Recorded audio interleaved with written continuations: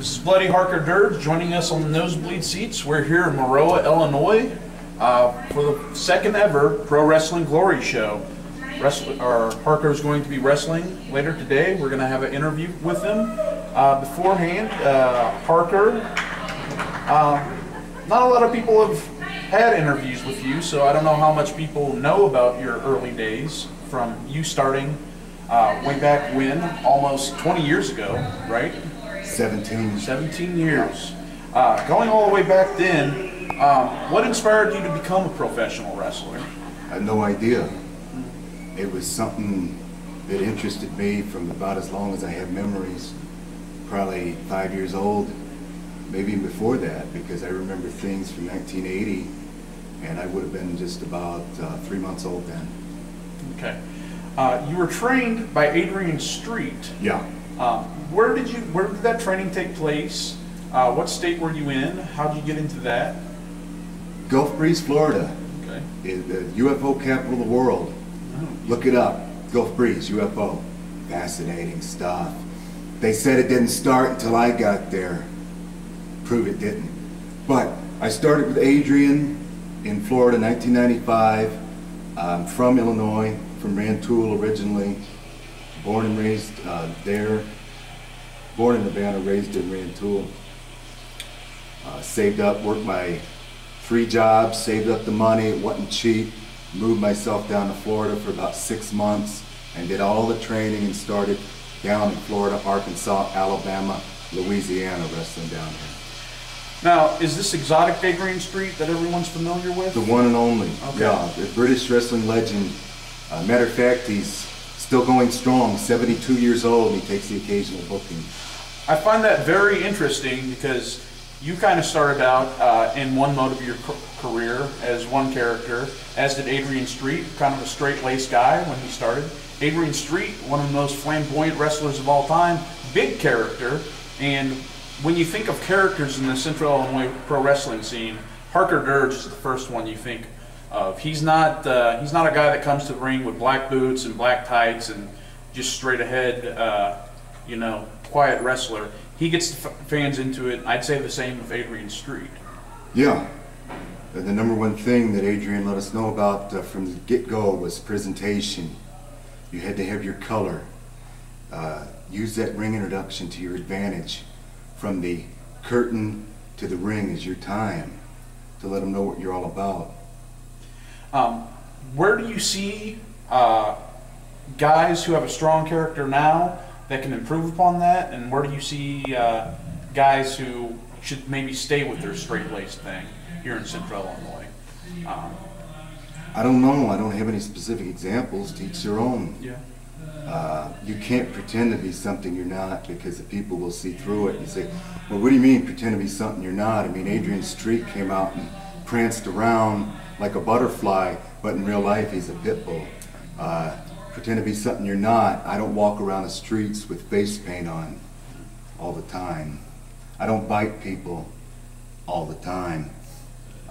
But everything you do, no matter what people think about professional wrestling, has to be real, come from the heart.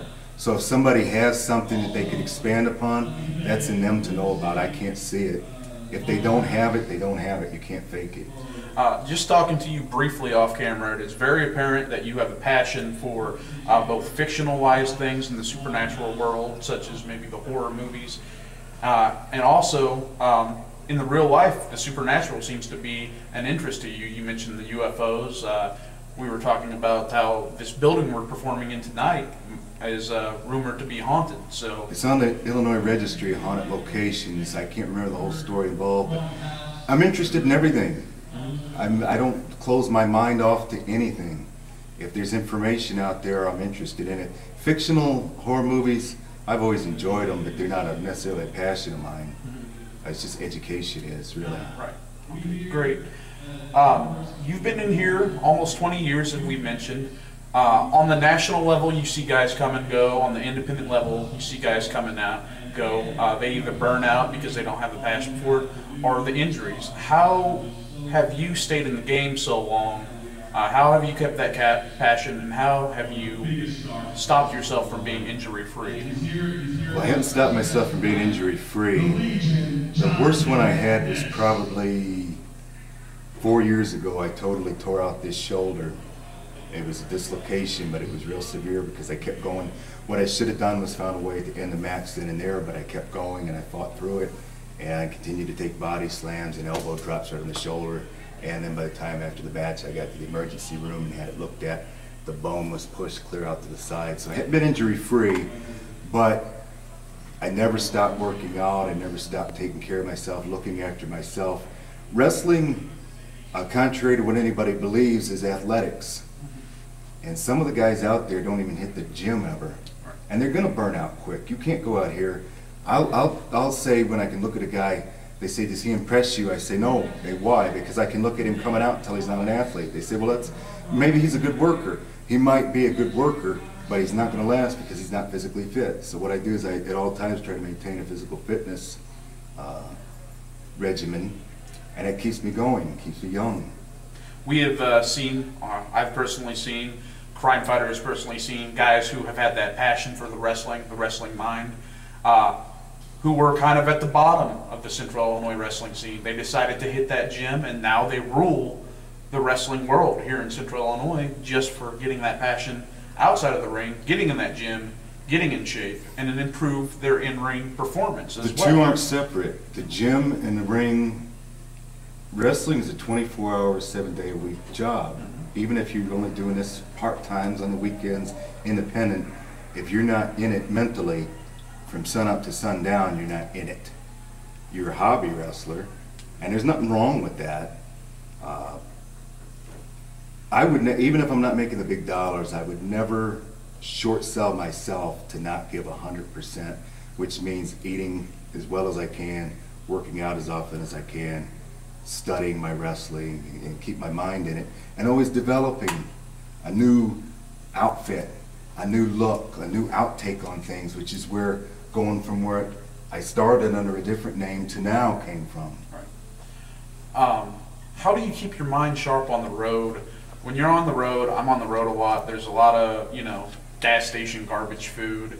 You can just sit there and listen to, pop radio, or you can improve yourself by listening to certain things or meditating upon things yourself.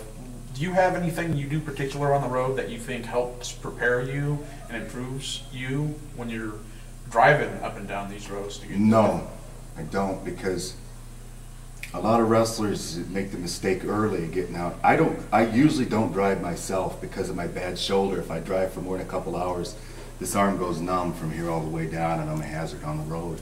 So my wife drives. I'm fortunate that she has a schedule that's the same as mine, so she drives me from place to place. I could sit in the side seat and just do my own thing, but I like to keep her entertained and have conversation. Sometimes about wrestling, sometimes about something else. But when I was driving myself and I'd be alone, I would never think about wrestling if I could help it, because some guys make the mistake of doing that. And when you visualize wrestling, it becomes so real in your mind, you have a car accident. I've had a lot of friends that did that. They said, oh, I was just planning out some moves or strategy on the road, and I was thinking about it, and boom, next thing I know, I cross the median. So I just try to entertain. If I'm alone, sometimes I still drive occasionally. If I'm alone, I put a CD in and practice my singing voice. You started out in the 90s. Attitude Era was big during there. You kind of had the characters at the beginning of the 90s. Things have changed, kind of gone back to a family atmosphere. Can you describe the difference maybe in the crowds, in the locker rooms? The crowds are down. 1995 was before the Attitude Era. Attitude Era started in 97. When I started down in the southern United States,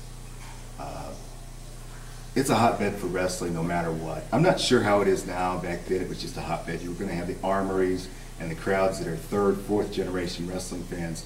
And if you had under 200 people, it was rare.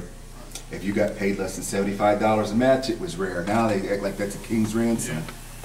Yeah. So from there, it was good, 95 to 97. But the top part of the business was down. There was rumors that WWF at the time was financially kaput. They might be having to close down. They recovered with the Attitude Era. The crowds came up a little more in some of the gyms because Stone Cold was hot, wrestling was hot. All you had to put on the sign was wrestling. People would come give it a shot. However, that also meant everybody was into wrestling. Everybody who'd ever taken a fall in the middle of the ring was suddenly a wrestling trainer. If his buddies wanted to come learn to wrestle, he'd teach them what he never learned. And you had guys getting in the ring that had no business. Therefore, your crowds have been, I'm not exaggerating, 1,000, 900, 800 is what we used to perform in front of. It started to dwindle because it's easy to sell that first ticket. It's not so easy to sell that second ticket. It's not so easy to sell that second ticket when what you sold them was crap. Right. And to that degree, even if you have a good first show, if you're having a place run in the same town, I know this is kind of how LaSalle died out the first time. There were two promotions in LaSalle.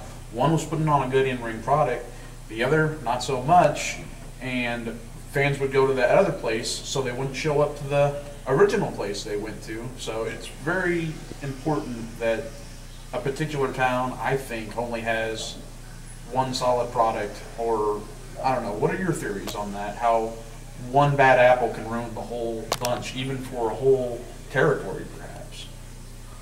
I've seen it happen countless times.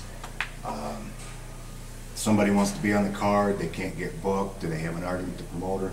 Oh, I'll just run across town. And then it's, I'll just run your building when you're not. There's a building in Chicago, 4 promotions run the same building, and all 4 play to the same 35 people. What are you getting? They say the business. Right. What kind of businessman does that? He loses money every time to just spite somebody? Yeah. No, it's no good. I'd prefer people could get along. I understand why they can't sometimes, but I have a situation that happened to me recently in Michigan, where that happened in Jackson, Michigan. I was working for a promotion, and some of the guys didn't like the fact they couldn't break through to the main events. They started running the same town. Now they're running the same building. They're playing to 18 to 20 people when it used to be 200 because they've either smartened up the fans, turned them off, it's distasteful.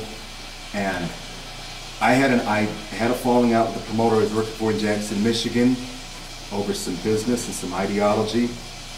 I quit, and people said, well, are you going to go to the other promoter now? I said no, because I'd only be part of the problem at that point, not part of the solution.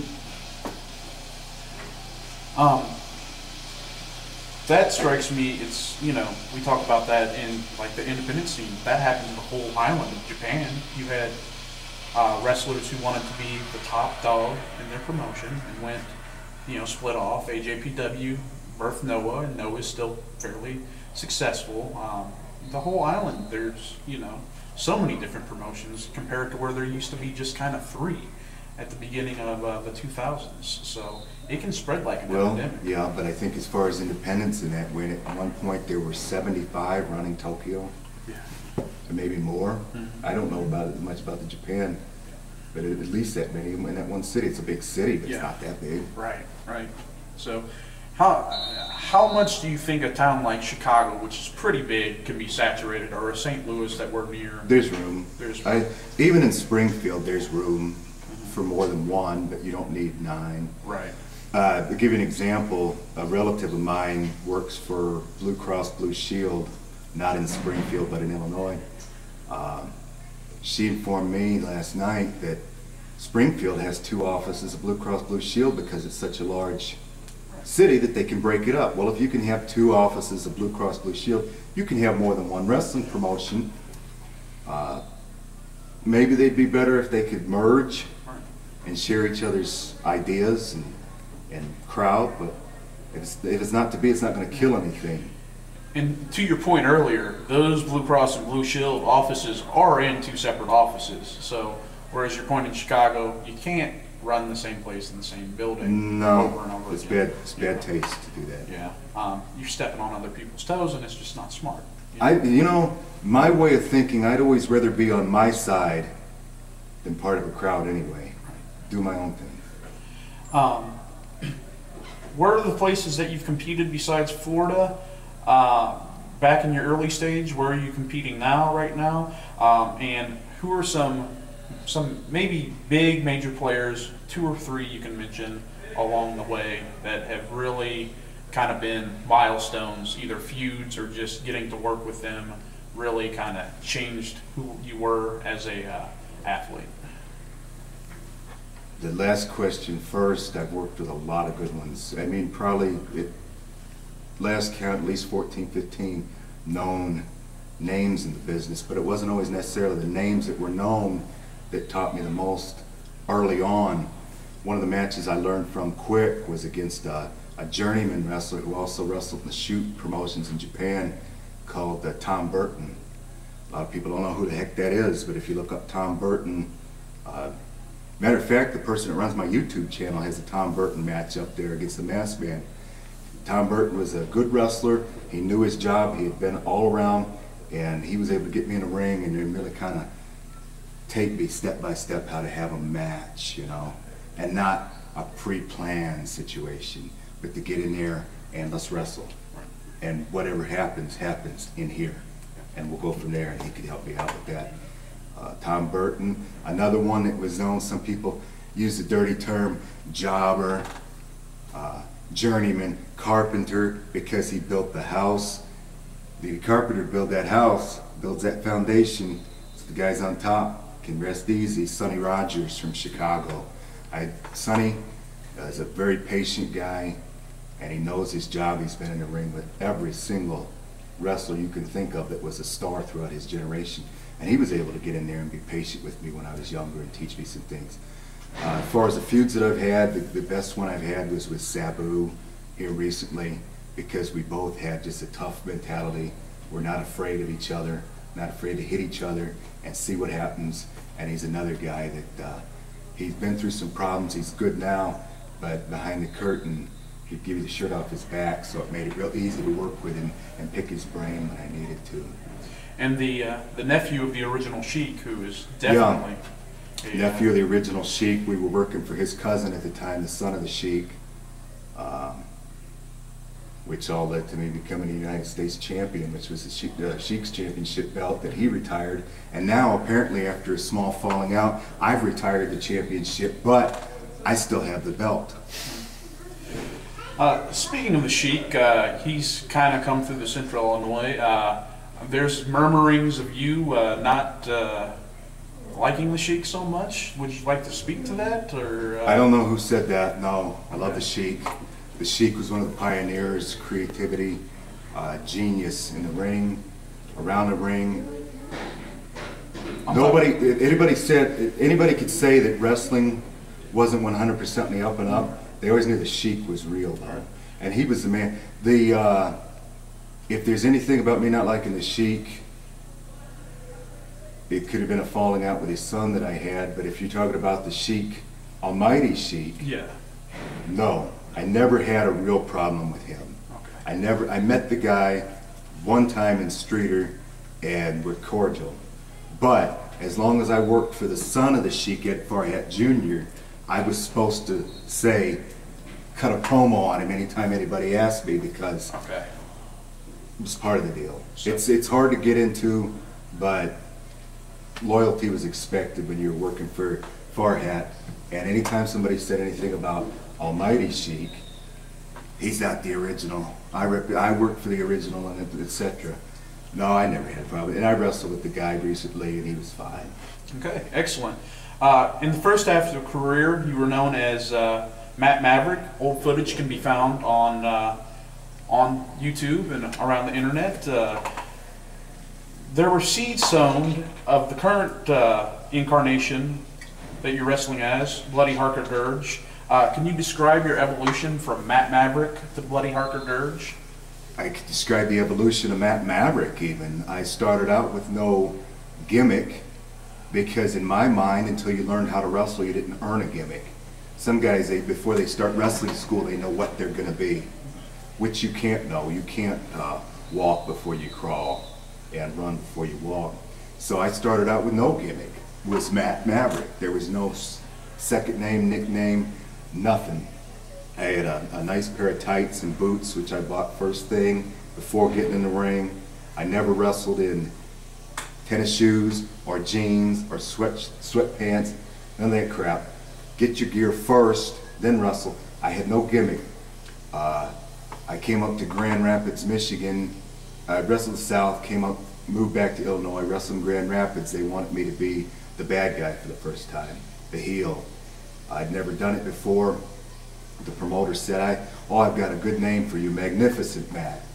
I thought Magnificent Matt works. I used to like Magnificent Morocco, and he was kind of arrogant, so I took on an arrogance about me. That worked out real well. I was the bad guy. Then I wrestled for another promotion. I wasn't the bad guy so much anymore.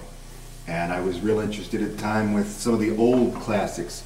You talk about the Sheik, I was interested in the Crusher, Dick the Bruiser, wrestlers that were long in the tooth by the time I was a young fan, but I'd still seen them. And then with the gift of VHS tape trading, I could see their matches. I became interested in them. I became the Maniac, Matt Maverick, and I took on a lot of the personalities of Dick the Bruiser and the Crusher. And that's probably the closest thing to how I represent myself now. I think, as a matter of fact, I think on YouTube, if you look it up, you can find a match I had with Kamala as my tag team partner against Beast and Storm Rider. Question enters my mind as you mentioned guys like Dick the Bruiser and the Crusher. Even in the relatively short time that you've been in the business, do you believe guys of the previous generation, previous era are legitimately more tough guys than you find now? Yeah.